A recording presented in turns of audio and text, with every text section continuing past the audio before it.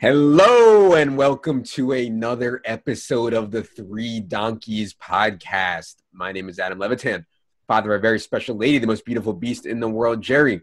And this is the final episode of the year 2017. This is the final episode before the end of the NFL regular season.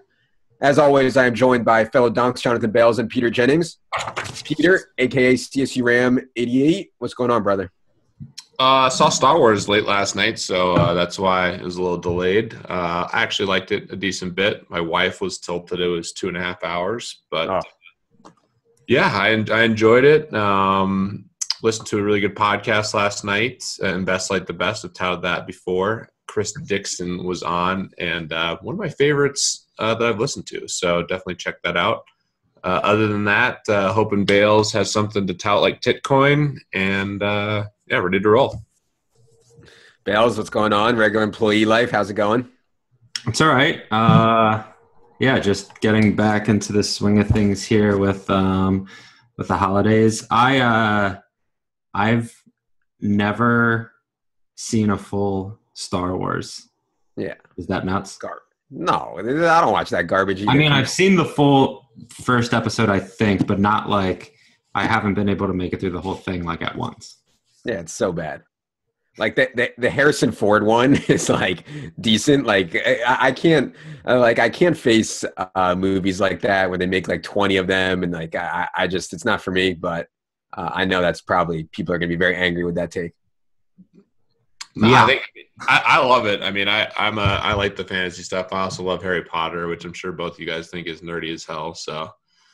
But yeah, I mean they're a printing press. If you own the Star Wars, franchise, you'd just be hammering them out. I mean they clearly are setting it up to go for a long time. If I owned it, of course I love it.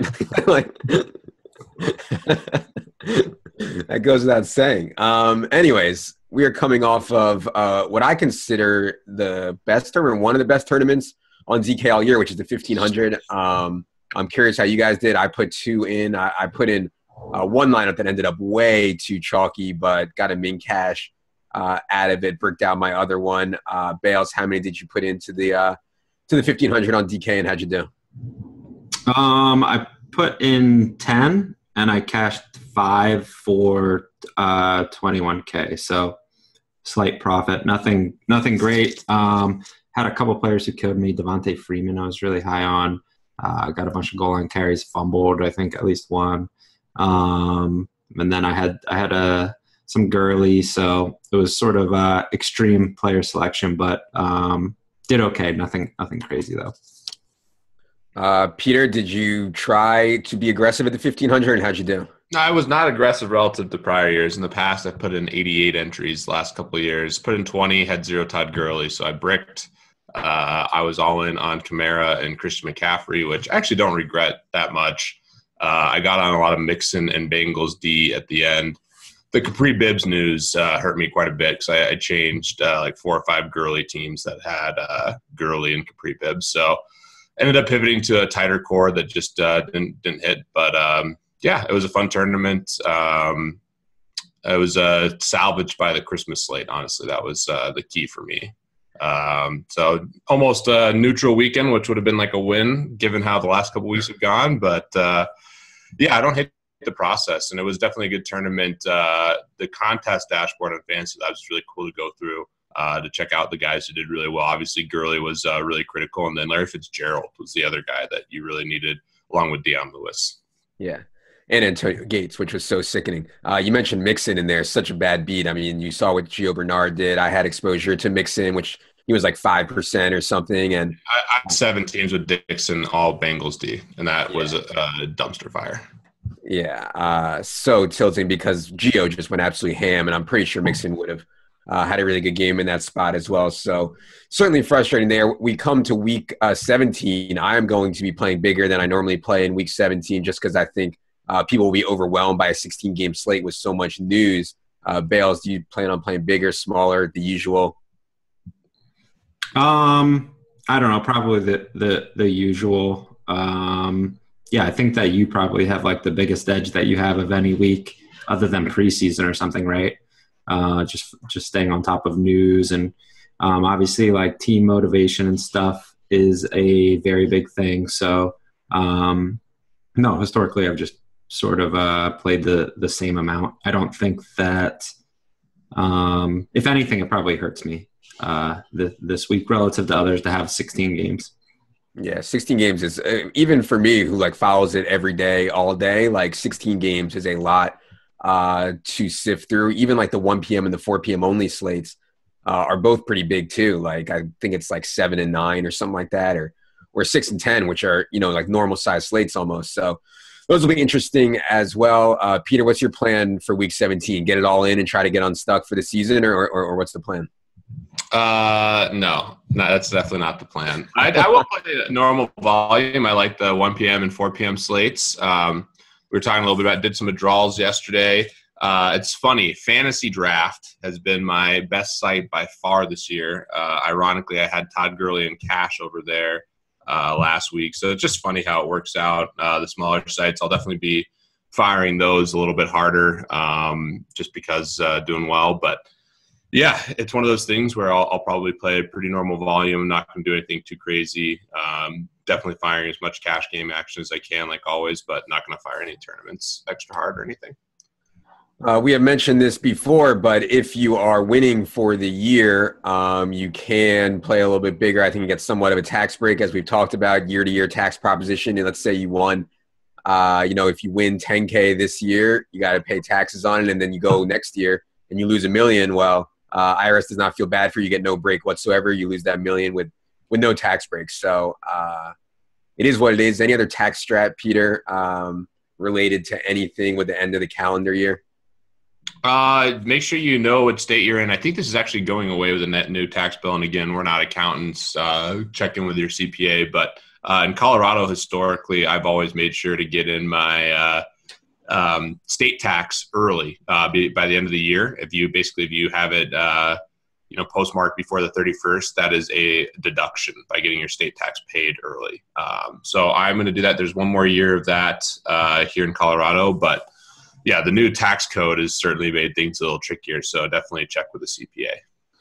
If you want to know about how to file your taxes through TurboTax and get audited and do stuff like that, Bales, why don't you tell the people the GTO strat for being the richest man on the planet to use TurboTax and ignore stuff from the IRS? No TurboTax this year. This is my first year off of TurboTax. You probably shouldn't use TurboTax if you have even a semi-complicated tax situation. But no, I don't know. I'm still waiting to hear from the accountants. I have some crypto stuff. Obviously, we had, which is pretty complicated actually. We had the acquisition, obviously, and then regular income, 1099 income.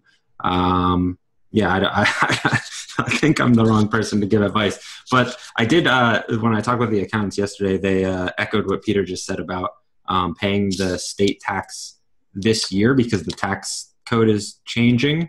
And that there's I don't really know what it was, but that you should pay ahead of time in 2017 because it's going to change next year.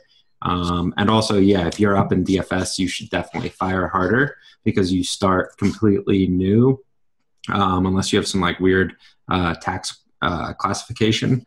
You start new in 2017, and so you're completely even. And if you're up, you're more or less getting a tax break by firing and losing this year as opposed to next year when you just start down and can't write that off. Yeah. I didn't look at this state tax thing. I'm not sure I follow what you guys are talking about because I don't even have all my stuff in order for the year. How can I pay my state taxes when I don't even have 1099s from companies that have paid me and stuff like that? You just pay estimated. Oh, well, I've been paying estimated all year. Yeah. Quarterly. Not us. You guys haven't been paying quarterly estimated? No, we pay, but I mean, it's hard to guess sometimes. I've never paid quarterly estimated taxes ever, and this is a perfect year of why it would have been a disaster to pay quarterly estimated taxes. I mean, I had an incredible start to the year. Just crushed NFL playoffs to start the year. Had an awesome NBA season. Did well in golf this year. And I've never had a losing NFL season since 2011. And I'm going to have a losing NFL season this year unless something miraculous happens this next week. And imagine just paying all this tax and then having to go fight the government to get it back. So for me, especially with interest rates where they are, it makes no sense, in my opinion, to be paying this quarterly tax, especially with the volatility of my income. So I've never done it, but I understand why. If you haven't done it, though, if you're listening to this, go talk to a CPA, find out if this is applicable to you. I have paid my estimated state tax income every year at the end of the year to get the tax break. Yeah. I don't pay quarterly estimated based on anything with poker or DFS or anything like that. I do it based on what I project for my like actual income, like actual like companies I work for and stuff like that. Companies that are going to 1099 me. So that's how I figure out my quarterly estimated. You have to get within like 90% of the overall income though before you start getting fined. Yeah, the fine is so small. Like last year, my fine was like $36 or something, you know. But the overall estimated, I think the last one is due on January 15th. Yep. But something with the states, again, I don't know exactly what it is, but you want to get it in before January 1st. And I think it's related to the new tax law. All right. Speaking of crypto and taxes, we want to talk about this pump and dump stuff going on with John McAfee. I don't know a lot about the guy, but he's like, I don't know. Before I read this, why don't you guys explain who he is? Well, go ahead, Bales. I don't know him that well. I just know he started, most people are, you know, you have some security on your computer, antivirus stuff. And a lot of people have McAfee antivirus. I think I have it on my computer, and he made a shit ton of money from that. I know he moved to Central America maybe, or a Caribbean island, and there was at one point he was either accused of murder or he hired a hitman to murder someone, and a lot of people think that is true. He's a very controversial figure, and he's been in the crypto scene lately, and has made some pretty interesting statements.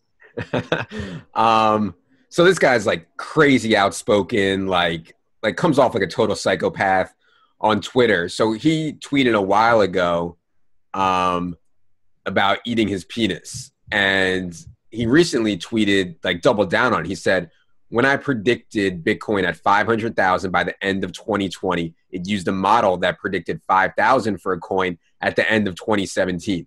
BTC has accelerated much faster than my model assumptions. I now predict Bitcoin at 1 million by the end of 2020. 1 million for one coin. I will still eat my dick if wrong. This is not sound like financial advice, I would say. $1 million for a coin or eating your own dick.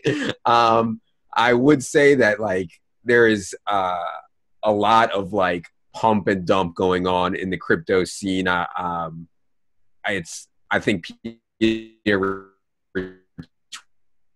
tweeted somebody followers, and people think he actually like really knows what he's talking about with crypto. Maybe he does, but he was doing a coin of the day stuff.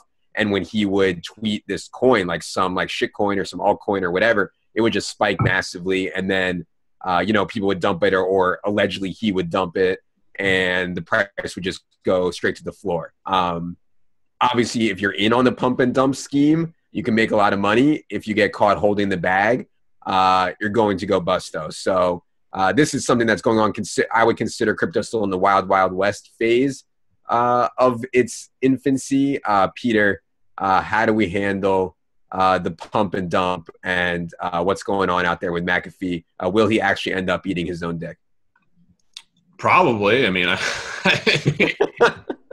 I mean, he actually won't eat his own dick, but he'll probably be. I don't think Bitcoin's going to 1 million. What do we mean by eating your own dick, though? Yeah, Marilyn Manson style. He's gonna have to get his ribs removed and do that whole deal. I was thinking, like, it's like a fork and a knife, and he's he's eating the dick. Oh, okay. Well, that's up to interpretation, obviously, what that means. I mean, you got to be careful out there. There's so much stuff. I mean, I saw Doug Polk tweet out like a screenshot of him asking for 25 BTC to tout a coin. Chris Berniski, who I respect and trust as much as anyone, probably because my favorite piece of content is crypto assets, which Bales and I have both talked about. He was the author of that. He tweeted out basically these charts of all these coins that he was touting, and they go up like crazy, and then they just collapse immediately. So it's a total pump and dump. Yeah, there's been a ton of these, pump and dump people out there. It's a great way for people to make money unethically, in my opinion. You just pump up a coin that doesn't have a ton of liquidity. You get a bunch of people to buy it. Then you sell, and then other people realize it's not a great coin, and it goes down. I mean, it's classic. So be very wary of that. This Mcafee guy is definitely a clown in that regard. He was doing a coin of the day. I mean, now he's doing a coin of the week. So I don't know. Bales, do you have any other thoughts? I mean, I would do your own research and invest in things that you believe in personally. No, I mean, I think that like trying to make money on momentum and hype is an actual thing with altcoins, and you can actually make money like that. But just being very cognizant of why a coin might be going up. If there's like recent news, if it has like a rebrand or a fork coming up that people might be getting in on it, some legitimate reason versus like someone like Mcafee just pumped it on Twitter or something. Obviously crypto is very volatile, but understanding why those things happen and then deciding if you want to get in on that, even if it doesn't have like what you consider to be inherent value, you might still be able to make money on it, but understanding why you're doing that versus just like, oh, this coin is going up, I'm going to buy it. Yeah, I was going to say, couldn't you just, if you saw him tweet instantly, and if he really does have that much power, couldn't you just buy it as soon as he tweets instantly and then just wait an hour? Like, as long as you dump it before he dumps it, aren't you still going to make money? You could, but unless, he might tell people beforehand, right? And then it's like an instant dump and you're just sort of fucked, even if you see it right away. So it depends on like the number of people, I guess, that have knowledge of what he's doing beforehand. Similar to the Coinbase Bitcoin Cash situation. By the way, if anybody wants to give me 25 BTC to tweet about a coin, I'll put my address in the. No, I'm kidding. I would. You would do it, Levitan, don't lie. 25 BTC, you'd sell your soul. I just say, you do that like 4 or 5 times, and doggy daycare is going to be launched. Yeah, exactly. I'm not trying to put a price on your integrity here, bud, but 25. No, I mean, of course, we would all do that for. All right. Anything else going on crypto we need to know about, Bales? Altcoin market's been going crazy. There's been I don't even know what's going on anymore. People that were super anti altcoins are now like touting them and stuff. I don't even know what's going on out there. Anything we should know about what's going on in crypto?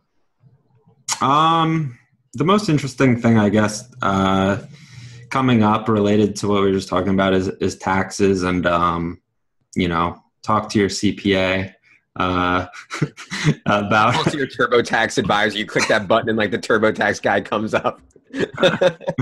Yeah, they're not going to help you too much. But just understanding your tax liability and there's different tax consequences perhaps if you are converting back into fiat this year versus next year and 2018, and understanding that is probably important, and maybe one isn't better than the other. It just depends on maybe on your financial situation, but I think that's definitely something to look at that I'm looking at right now and don't have all the answers on. Define fiat real quick, because I don't get that question. I see that question a lot. People are like, what the hell is fiat? I don't know the actual definition of fiat. I just mean like US dollars or pesos or like a. But it's somewhere. I think the actual definition is somewhere between U.S. dollars and crypto, right? Like not government-backed money, right? Peter, do you know? I think it's the way I understand it it's basically currency that's backed by the government, not backed by like a commodity or something. I think it's when it's like actual currency backed by the government. Let me see here.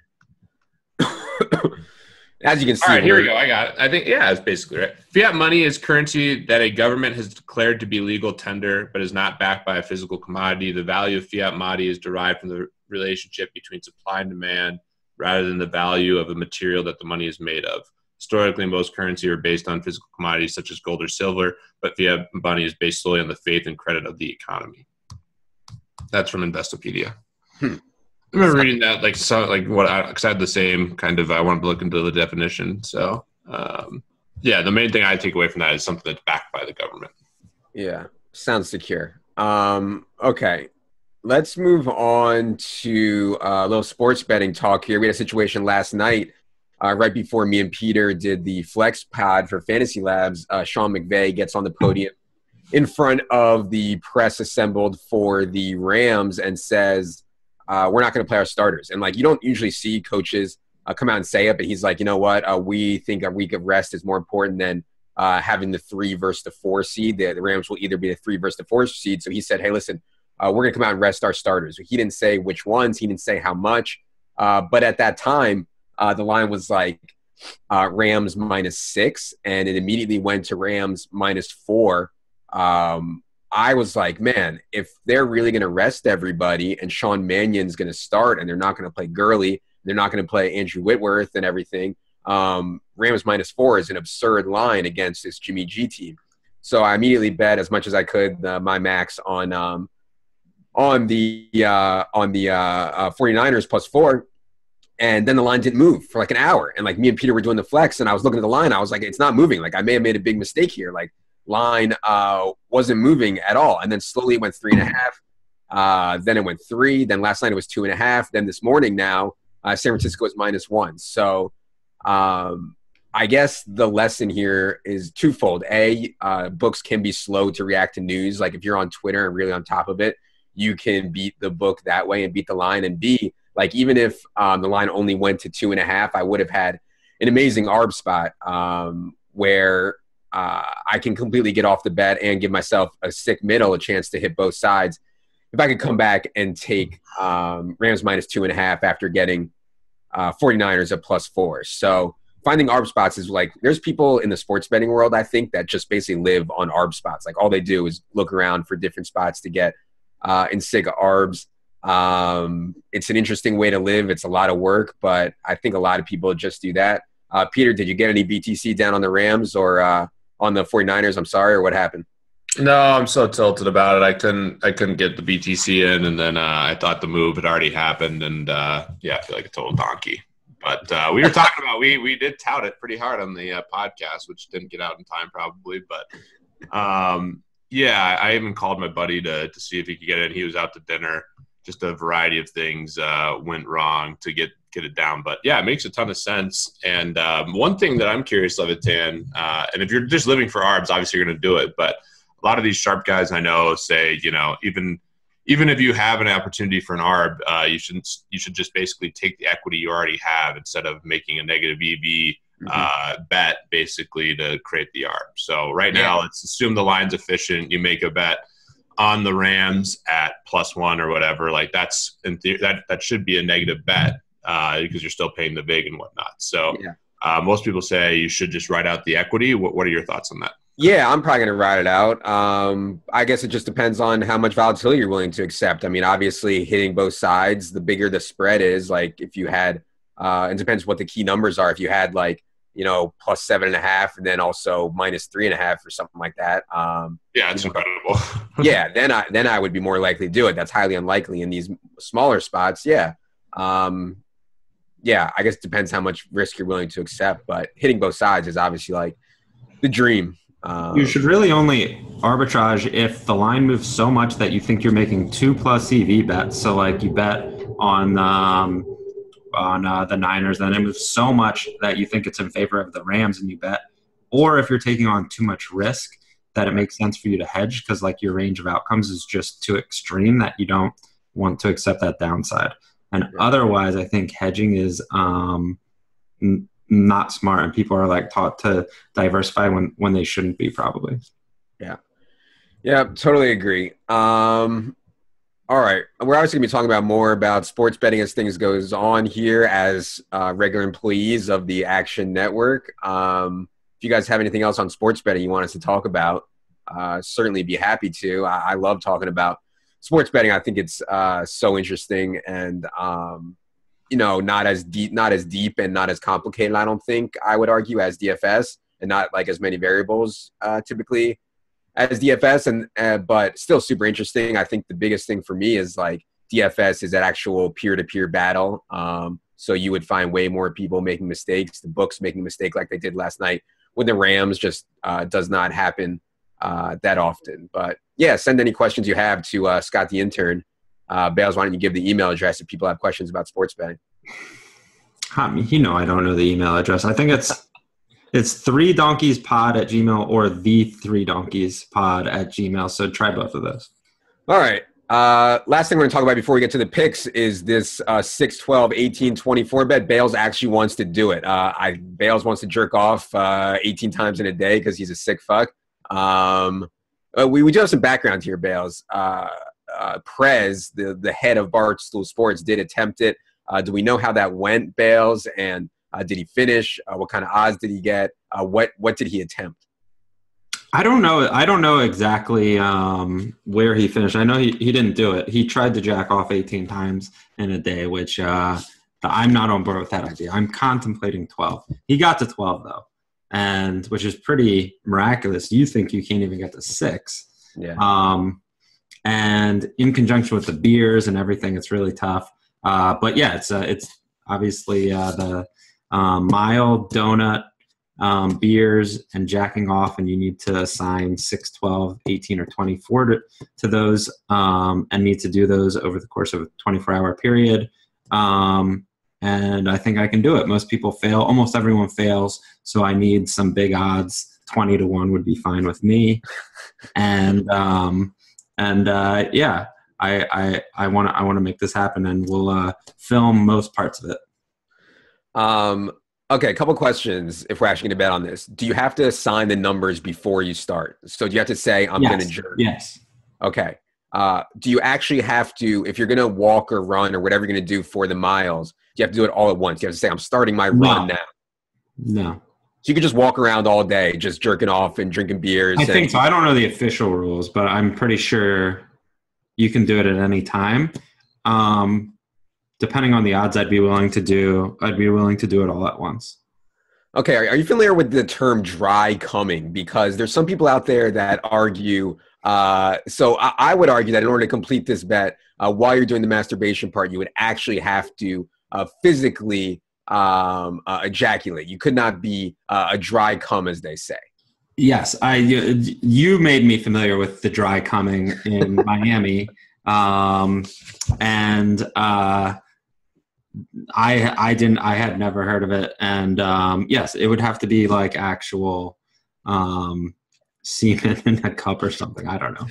Right. Okay. And we're going to take your word for it, obviously. We're gonna have to do the full trust factor here. Well, so. I mean, I'll show it to anyone who's willing to look. I mean, I'm not going to be like hiding cum in my room. Like, we might need a female to verify, not to actually be in there with you, but to verify, because I don't want to get anywhere near it. But we might need a female to verify. That would be classic if Levitam, the ultimate germaphobe, is the one verifying the cum. Yeah, I think. I mean, if you want to bet it, you have to be the one to. I don't think it's that ridiculous. Like, I would just take a peek to make sure that I don't. What's so bad about that? Okay. Here's the way I would do it. You have like different colored towels. You know, you get like if you pick 6, you got 6 different colored towels that you show clean, fresh out of the dryer, and then you just basically, as you're going throughout the day, you just say, okay, here's the green one, here's the orange one, here's the red one, here's all the one. Like that's how you'd verify it. Yeah, I guess, but how would that be different than me just like storing? Yeah. I'm just saying it's proof. Like you got these different colors. If I could like just pour it on it, I don't know. It would have to be some honor system, I guess. But yeah, I see what you're saying. So maybe we have to keep the towels set. Someone holds the towels, then they give you a towel each time you're trying to, Yeah, but that wouldn't fix it either. I mean, how would it not? Or I guess I would have to go into some room or some area where. There's the worst thing you could do is you store it up your first couple where you have more more. Yeah. Just so I'm in an area where there's nothing stored and you can't put in like a cup or something and just then it's good, right? Then we know. Yeah, I think I trust you. I've talked about this before. Like we could bet 100K on this, and I would trust you not to lie. Like people are always like, "Oh, how can you trust like people who gamble and stuff like that?" I would trust people that I know in the gambling world, not randoms, not scumbags, but I would trust people I know in the gambling world way more than I would a lawyer or a doctor or anybody like that. Oh, for sure. Because the thing is, and this is another interesting topic, like the trustworthy factor for like any gambler is worth everything. Like once you blow it, it's over. Like, like you only have this one chance. Like if you do something scummy, like that's it. Like you no longer have that same integrity level in the gambling world. So it's so critical. Yeah. And I obviously trust Bales 100%. I'm just thinking about the content angle and like how we can make this, official here. I like this towels idea, but yeah. One thing that I think Bales is overlooking is that for me at least, and I think for a lot of people out there, it's pretty well known that once you start drinking, your ability to actually finish, you could have way more dry comes after you start drinking than you would normally. So maybe I could get 6 or 12 if I was dead sober. Once I start drinking, there's like a 0.0% chance that I could get to 12. I want to bet to 12. I'm contemplating it. I don't even know. I still don't know exactly what the dry cum is. Like I always have something come out. It feels like an orgasm, but nothing comes out. I've never had one. Right, and I don't think I have in a very, very long time either. I don't know if I believe that, Levitan. Yeah, well, sometimes it's hard to tell, when you're with a woman and you don't know if it feels it, but you don't know if if maybe you've done it maybe 3 or 4 times in a given period. You don't know. Yeah, I mean, it's very true. Like if you want to last longer with a woman, you just get drunk. I mean, that's like a classic, move. Yeah, 101. Yeah, that's like the number one way to boost your stamina, although other facets of your game might slip a little bit. even though you're not thinking they're slipping, they actually are. I think Bales is like pretty likely to do this. All right, come on. I'm not. I think you are, Bales, and I think you are. I would love to have action. You think I'm likely to do it? Yeah. No one can do this. It's so hard. I think you can do it. I think we need to do a search because I bet somebody has done it. So I think we need to look more. If anybody out there has seen, this been done or written about or videoed, send it. Bales, if you're gonna do jacking off 12 times, what would you possibly do at 6? What would you leave for 6? Beers? Actually, donuts. I don't know. I haven't decided yet. He's like petrified of the donuts. He's such an idiot. The donuts is the easiest one by far. No, it's not. No, it's not. Definitely donuts over a 24-hour period. Dude, while you're drinking and running around? Yeah, I mean, I don't think you put donuts at 6. That's for sure. No, donuts 24 is the lock. Dude, that's a lot of donuts. No way. I'm probably beer 24. Oh, we would also have to say what kind of donuts they are. Can they be like Entenmann's powder? Do they have to be like glazed? No, like a full glazed donut. Like a Krispy Kreme type of thing. Yeah. A glazed donut. Okay. See, this is where we get the content angle, and we get a sponsor like Dunkin' Donuts or Krispy Kreme. Yeah, if anybody out there is the marketing director for Krispy Kreme and wants to be involved in a jacking off contest. 6, 12, 18, 24. This is what they've been dreaming of. You never know. There's some small donut startup. If you want your brand associated with Bales Cum, please get in touch with Scott the intern. They weren't glazed before we started. Right. You're gonna have to find someone to give you action though, because it's not gonna be me. I think I would. Levitan already gave me 20-1. Yeah, go on. Levitan, if you wanna, I'll take Bales if you want to bet this. No, I don't want to bet it. I'd be doing it for the team so that we get a funny bit, not because I think I'm gonna win money on it. I would never bet straight up anyway. Like, I don't know what you guys are thinking. This is so hard. Bales, you're a freak of nature. We already know that. The whole. Would you when and where would you propose? You want to be home for this so that you can be in the comfort of your own bed and stuff, or what do you want? Yeah, I mean, I don't really care other than like, the area where I'm. How do you track the wallet? Do you have like a Fitbit on or something like that? Like, how do you track the distance run? Do you you actually have to do it on a track? I mean, yeah, I know that's kind of tough because then you'd have to travel. Like, I'm not jacking off in the gym. Yeah, exactly. Well, maybe our locker room. Men's locker room has a lot of nice material in there. You'd fit right in. A lot of naked dudes in there. I don't know. We need to think. We'll think about that. But I'll do it. Like, I don't need time to train. I'm ready. Make sure you include me on the email to the Churnin guys when you pitch this to be filmed and everything. I want to see how that goes. This might be an independent project. All right. Let's move on to the picks. The people, they need their picks. Bales continues to be absolutely piping hot. I don't have it in front of me, actually, but I believe Bales went 3-0, and me and Peter both went 2-1. Is that correct? That's correct. Yep. All right. So Bales wins the bets again. Who won the Bales? Bales is just hot. Oh, Bales won the 3-man also. Jesus. All right. Bales, rich get richer. I don't remember who went first last time. Might have been me. So why don't we go to Peter here, and then I'll go, and then Bales. Peter, first pick. We're gonna do 3 picks each. Peter, go ahead. I'm having just total FOMO since I didn't bet it, so I'm going to take the Rams, or I'm taking the 49ers. We have it as a pick 'em right now on our site, so I'm taking the 49ers and Jimmy Garoppolo GOAT as a pick 'em right here, just because I missed the obvious value that I'm absolutely tilted about. Yeah, it looks like it's going to be Sean Mannion versus Jimmy Garoppolo in that game. I am going to go ahead and take the under. I'm going to steal one of Bale's plays. I'm going to make sure that I get this one in the under in the Saints game. Bale's been taking the under every week in Saints games, and we've talked about it every week, how this team just does not play at the same pace, does not play with the same aggression offensively as they used to. So I see 50.5 under in the Saints-Bucks game down there in Tampa. Saints do need the game. Their seeding is very much up in the air. Yep, that was my my first pick again. I've been picking that every week.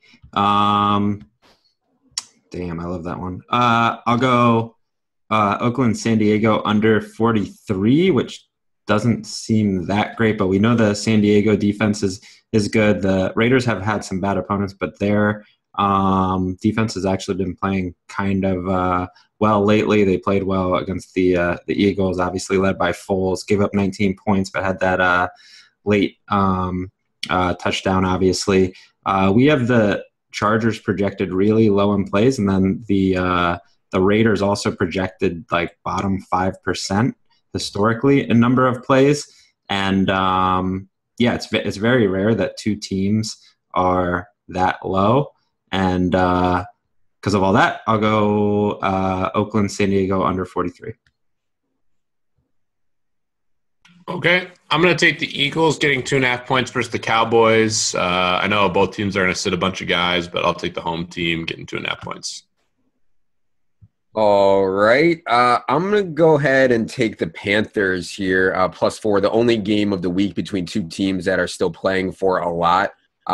Jim talks about it on here every week, just try to be low on the Falcons every week, and I think grabbing 4 with this Panthers team who can finish anywhere from the 2nd seed to the 5th seed in the NFC. I want a part of that. So I'll go ahead and take the +4 with the Panthers. I'll go Green Bay +7 at Detroit. Packers, per Sports Insights, are sister company, I guess, within Action Network. Packers getting 2/3 of bets against the spread, but 98% of the money, which is one of the most extreme discrepancies I've ever seen. I really have no other reason other than that. Okay.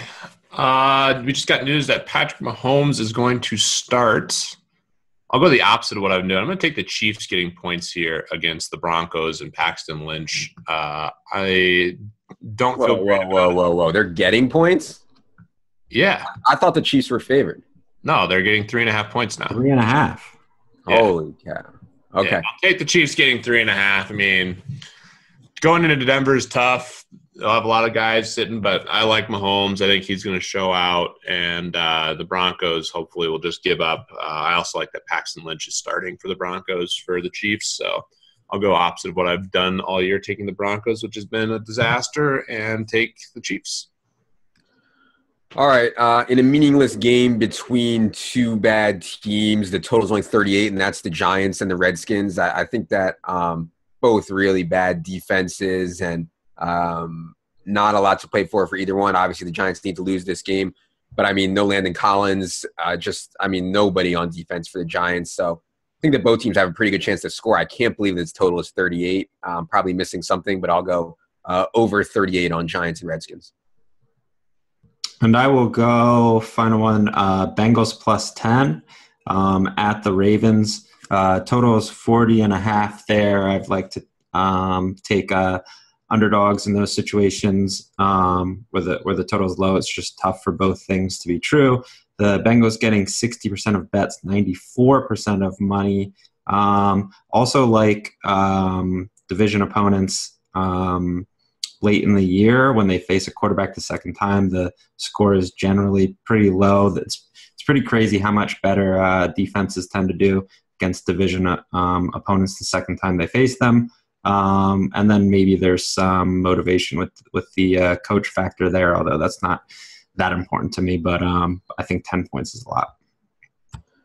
All right, there you have it. That is going to do it for another riveting episode of the Three Donkeys podcast. For Jerry, for Adam, which is me, for Bales, for Peter, everybody have a great new year, and we will see you in 2018. Good luck.